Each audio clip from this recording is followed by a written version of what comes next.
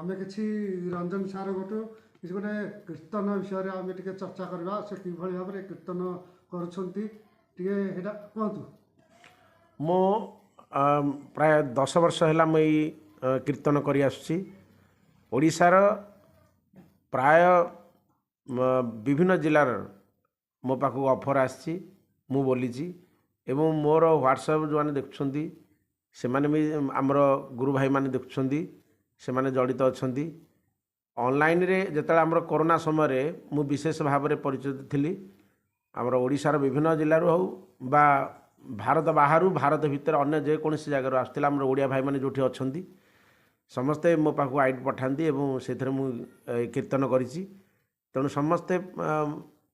मते समस्ते जानी ओडिशारे आउ सब प्राय कीर्तन करी आसुची मु सरस्वती शिशु विद्या मंदिर शरणकूल गुरुजी अच्छी किंतु विभिन्न समय रे मत मो पाखु कॉल आसिले मु जाए गतकाली भी नयापटना जाइली सेठी नगर कीर्तन होइची तेणु सेठु आसिलु प्राय प्रतिदिन ये सत्संग ऑफर आसे भाई माने विभिन्न स्थान रे कले डाकती आमर टीम अच्छी आमर मुख्य होछंदी अभिमन्यु पाल शिखरपुर जे कि आमर शरणकूल कॉलेज रे लाइब्रेरियन थिले सी आमर मुख्य आउ से आमको खबर सब कराती आमे सब माँ माने भाई माने सब जाऊ आमर टीम अच्छी गीत बोलिबा भजन कीर्तन करवा समस्ते से दायित्व अच्छा तेणु आमे प्राय ओडिशा रे समस्त पाखे परिचित अच्छु आज ये होली समय रे ठाकुर को गोटे कीर्तन निवेदन करे से कीर्तनटा हूँ आज मलय पवन जाए बही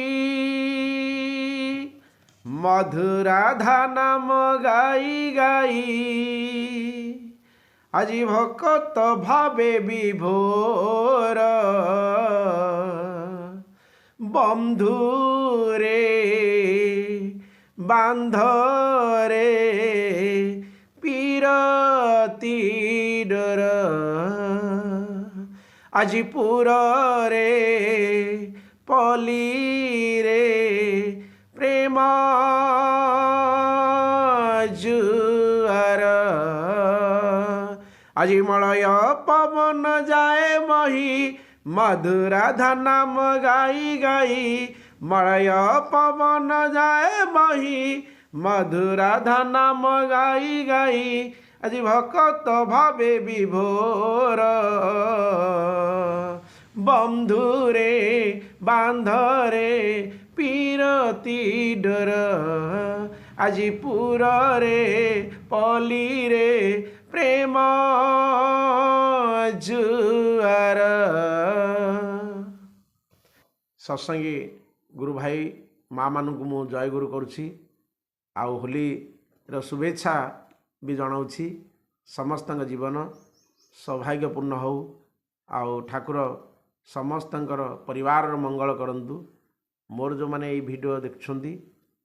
लाइक करेंगे आउ सब्सक्राइब करेंगे आ समस्त मु पुनर्बार जयगुरु करुछि होली अभिनंदन मु जनाऊँगी जय गुरु बहुत बहुत धन्यवाद।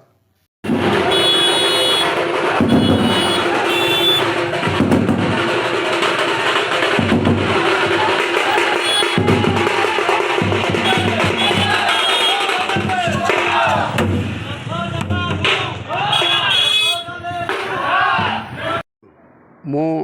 सत्यवादी स्वाई घर आंगी सिंगी श्री श्री ठाकुर अनुकूल चंद्र जन भक्त आज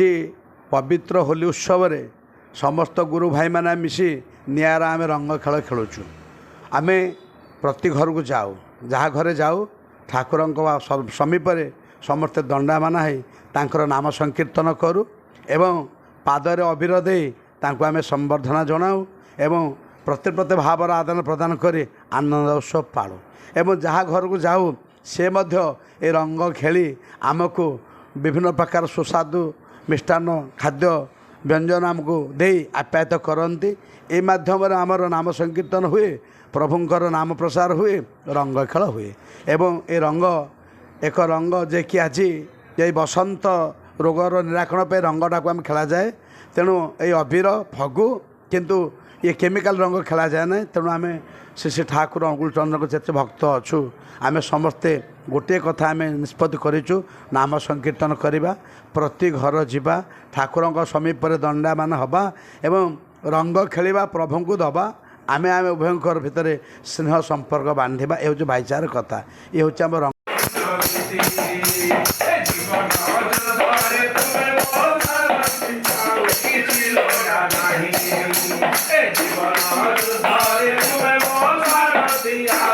জীবন